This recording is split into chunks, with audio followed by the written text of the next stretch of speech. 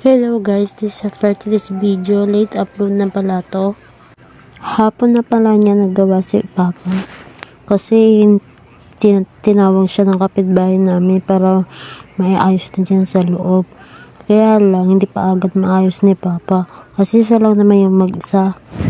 Balak na nga ni Papa ibigay yung kahoy tsaka yung unting panambak dyan. Kaya lang ayaw ng kapitbahay namin. Gusto niya yung panambak lang. Yang ginawa ni Papa, kukunin na lang lahat niya para wala na siyang masabi. Hirap talaga makisama sa mga kapitbahay dito. Gusto nila sila lagi nire-respeto. Tapos pag kami, ayaw nila kami irespeto. Ay, nako naman. Tinutulungan ko niyan si Papa para mabilis matapos. Char lang. Kala mo talaga marunong mag-construction eh. Kababaeng tao eh, no? Hindi, tulong-tulong lang ako niyan sa kanya. Kung ano yung maabot niya, paabot niya sa akin, yun lang yung ginagawa ko. At yan, mga tubig-tubig, kuha ng tubig, lalagyan sa semento, yun lang yun.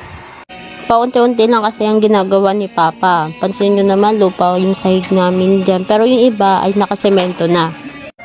Malit lang naman kasi yung sa sementohin dyan ni Papa. Lalagyan lang yan ng konting hollow blocks kasi nga kukunin na ng kabila yung kanilang bahay.